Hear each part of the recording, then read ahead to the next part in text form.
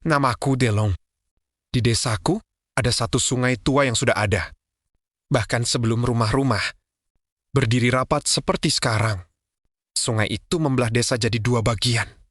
Airnya nggak terlalu deras, tapi cukup dalam di beberapa titik. Sejak kecil, sungai itu jadi bagian hidup warga. Anak-anak mandi di sana iba menyuci pakaian. Dan para bapak sering mancing sambil ngobrol sampai sore. Tapi ada satu hal yang semua orang patuhi tanpa perlu. Ditulis atau diumumkan secara resmi. Jangan pernah lewat atau mendekati sungai itu setelah maghrib. Entah sejak kapan larangan itu ada. Aku cuma ingat waktu masih kecil. Kalau sore sudah mulai gelap dan aku masih main di sekitar sungai. Ibuku pasti langsung teriak nyuruh pulang. Nadanya bukan sekadar marah, tapi campuran antara takut dan khawatir. Dulu aku nurut karena takut dimarahi. Setelah besar, aku tetap nurut karena sudah terbiasa, bukan karena percaya. Sungai itu punya nama yang agak aneh, Sungai Tikar. Nama itu bukan tanpa alasan. Kata orang-orang tua di desa, puluhan tahun lalu, pernah ada seorang perempuan ditemukan meninggal di sungai itu.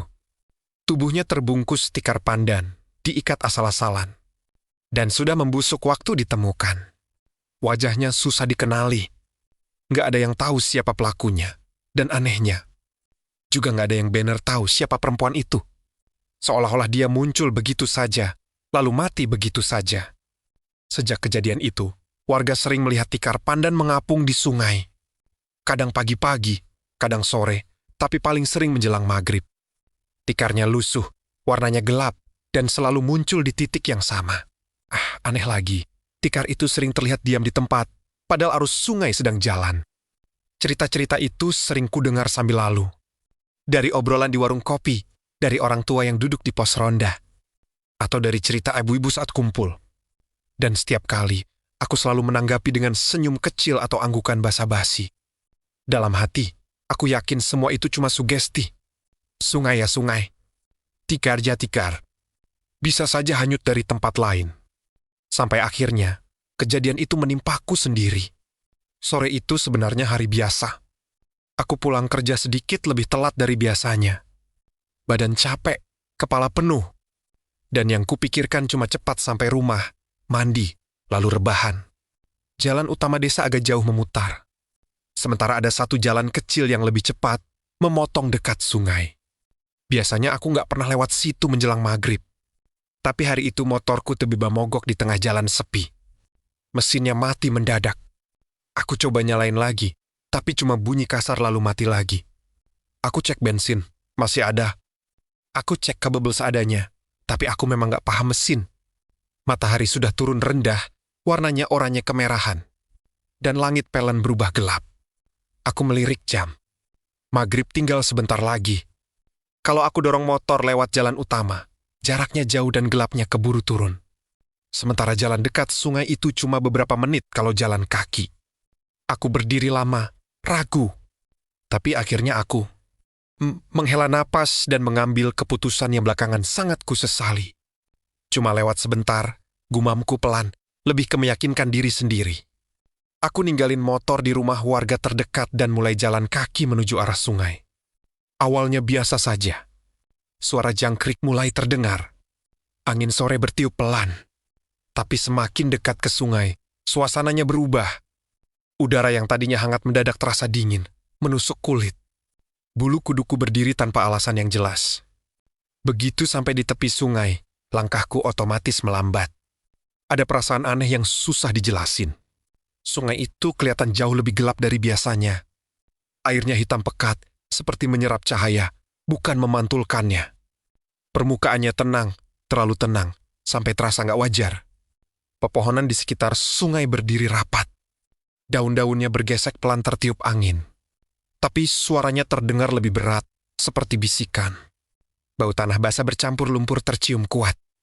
Aku mencoba mengabaikan semua itu dan melangkah lebih cepat. Lalu tiba-tiba, aku mendengar suara gesekan. Bukan suara air. Bukan suara daun. Tapi suara kasar dan pelan, seperti sesuatu diseret di atas tanah yang lembab. Suaranya teratur, pelan, tapi jelas. Kreki, sreki. Langkah kakiku terhenti. Jantungku langsung berdebar kencang. Aku menelan ludah, lalu perlahan menoleh ke arah sungai. Di tengah sungai, ada sebuah tikar pandan lusuh mengapung. Warnanya gelap, hampir hitam, penuh noda dan lumut. Anyamannya kelihatan tua dan rapuh. Tikar itu diam, benar-benar diam. Seolah-olah air sungai berhenti mengalir khusus di sekitarnya. Aku berdiri terpaku. Kepalaku berusaha mencari penjelasan. Mungkin tikar itu nyangkut di batu. Mungkin arusnya lagi lemah. Aku memaksa diri untuk berpikir logis. Tapi entah kenapa, dadaku terasa sesak. Ada perasaan gak enak yang makin kuat, seperti ada yang memperhatikanku. Aku akhirnya memutuskan untuk pergi. Aku memalingkan wajah dan mulai melangkah cepat menjauh dari sungai. Setiap langkah terasa berat, seolah tanah menahan kakiku. Baru beberapa langkah aku berjalan, tiba-tiba terdengar suara dari belakangku. Taeluon. Suaranya pelan, serak, dan berat. Seperti suara orang yang berbicara sambil menahan air di tenggorokannya. Tapi yang bikin darahku serasa berhenti mengalir adalah satu hal. Suara itu jelas menyebut namaku, Hoberengchi. Nafasku tercekat. Tubuhku mendadak kaku, seperti bukan milikku sendiri. Kepalaku berdenyut, dan telingaku berdenging. Aku yakin, sepenuh yakin, di sana gak ada siapa selain aku. Tapi suara itu nyata. Angin mendadak berhenti. Jangkrik yang tadi berbunyi ramai tiba-tiba hilang. Sungai di belakangku sunyi, terlalu sunyi. Aku berdiri membeku, dengan perasaan takut yang belum pernah kurasakan seumur hidupku. Sebuah ketakutan yang bukan cuma datang dari luar, tapi merambat dari dalam, pelan-pelan. Seolah ada sesuatu yang sudah tahu namaku, dan tidak berniat melepaskanku. Aku berdiri kaku cukup lama setelah suara itu memanggil namaku. Rasanya seperti waktu berhenti. Otakku berteriak nyuruh lari, tapi badanku sama sekali nggak nurut. Kaki ini seperti ditanam ke tanah, berat, dingin, dan mati rasa. Nafasku pendek-pendek, dada terasa sesak. Seolah ada tangan tak terlihat yang menekan dari dalam. Tenang, mungkin cuma perasaan, bisikku ke diri sendiri.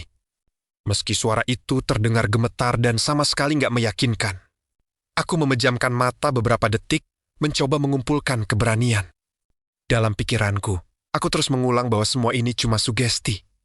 Suara orang lewat, mungkin. Atau angin. Atau pikiranku sendiri yang terlalu lelah. Perlahan, dengan seluruh keberanian yang tersisa, aku menoleh ke belakang. Tikar itu tidak lagi di tengah sungai. Sekarang posisinya lebih dekat ke tepi. Hanya beberapa meter dari tempatku berdiri tadi. Air di sekitarnya bergelombang pelan. Seperti ada sesuatu di bawah permukaan yang mendorongnya. Aku bisa melihat jelas sorot-sorot pandan yang sudah lapuk. Ujung-ujungnya menghitam dan terurai. Air menetes dari tikar itu. Bukan seperti benda yang mengapung, tapi seperti sesuatu yang baru saja diangkat dari dasar sungai. Aku mundur satu langkah tanpa sadar. Lalu terdengar lagi suara gesekan itu. Kali ini lebih jelas. Lebih dekat. Tikar itu bergerak. Bukan hanyuci. Bukan terdorong arus. Tapi seperti jizerechi. Perlahan, ujung tikar terangkat sedikit. Gerakannya kaku dan tidak wajar. Seolah ada tangan di dalamnya yang mencoba membuka lipatan dari dalam. Aku menahan napas, mataku terbuka lebar, tubuhku gemetar hebat. Dari celah tikar itu mungku Hambuchi. Rambut panjang, hitam, basah, menggumpal, menutupi sesuatu di baliknya. Rambut itu jatuh ke tanah, meneteskan air sungai yang keruh. Bau anyir langsung tercium, bercampur bau lumpur dan sesuatu yang busuk. Aku ingin berteriak, tapi suaraku nggak keluar.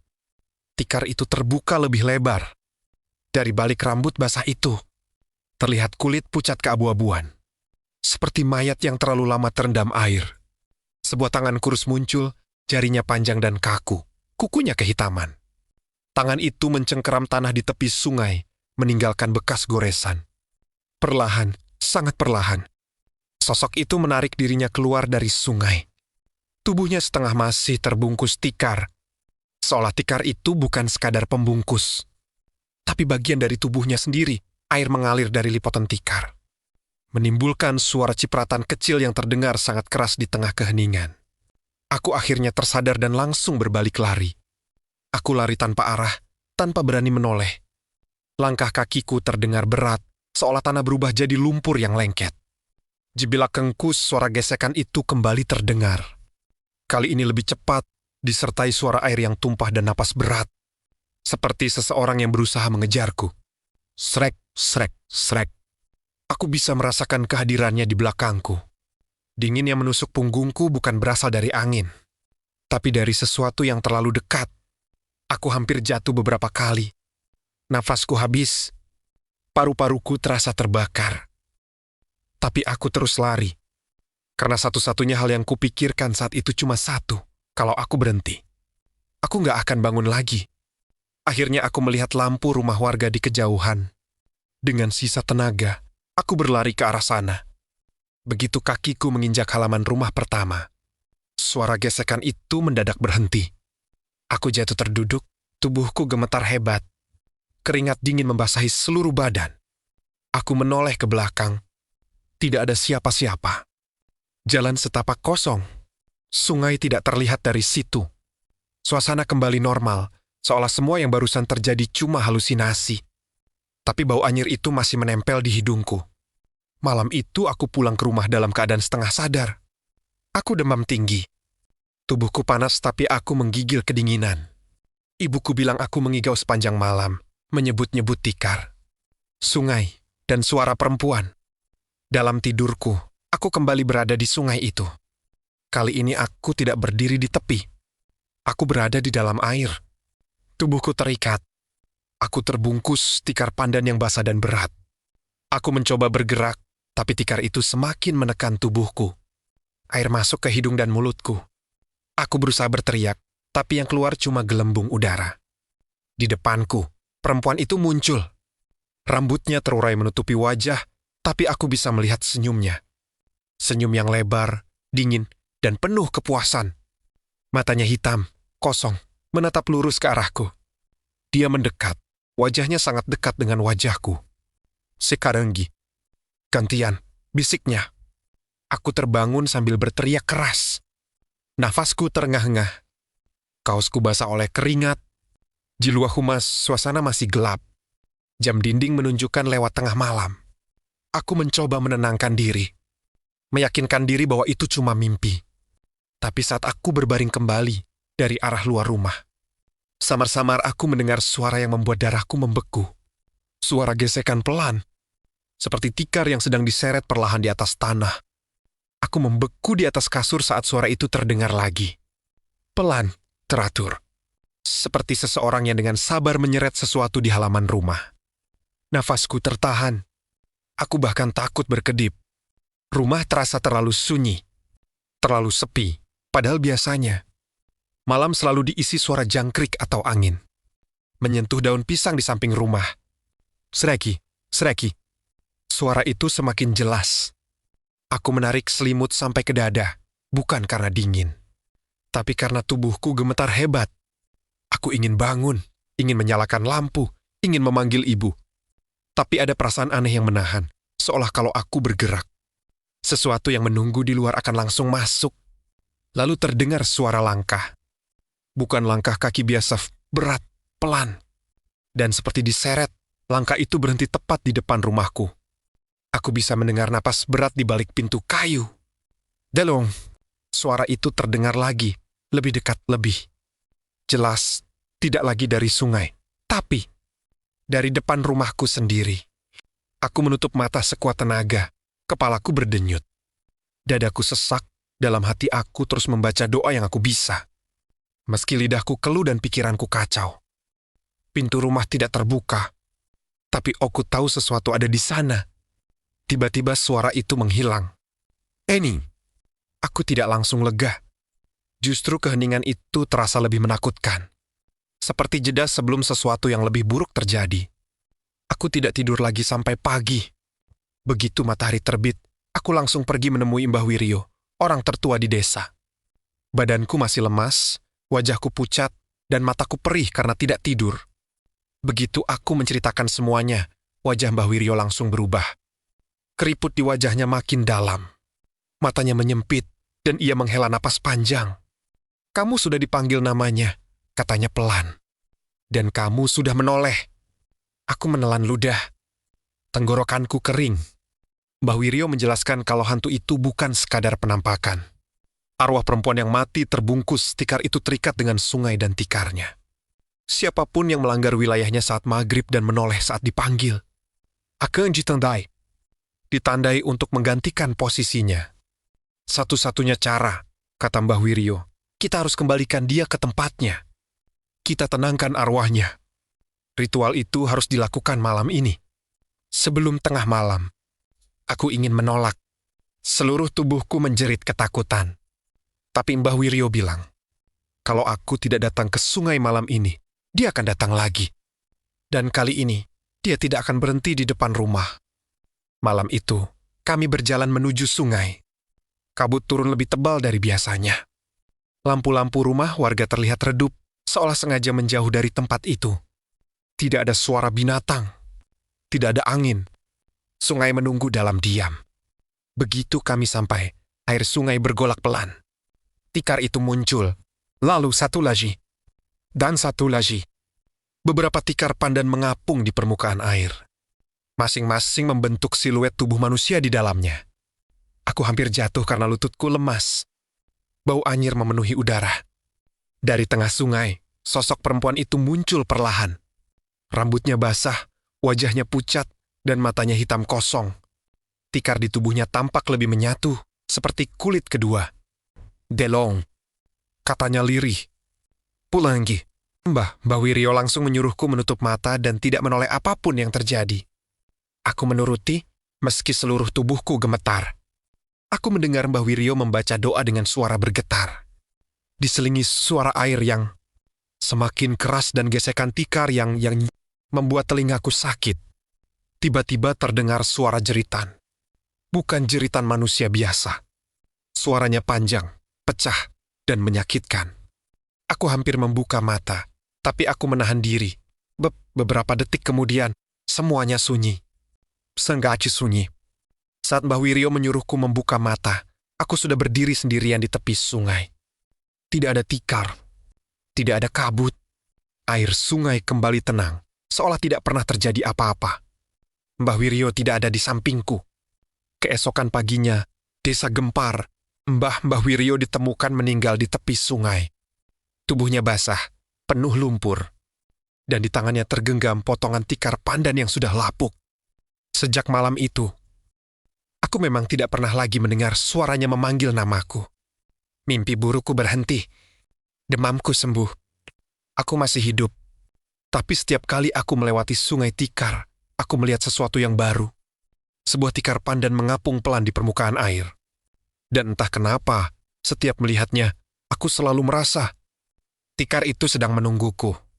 Bukan untuk sekarang, tapi untuk suatu hari nanti, saat aku lengah, dan berpikir semua ini sudah benar-benar berakhir. Terima kasih sudah menonton videonya sampai selesai. Kalau kalian suka sama videonya, jangan lupa tekan tombol subscribe-nya ya. Terima kasih.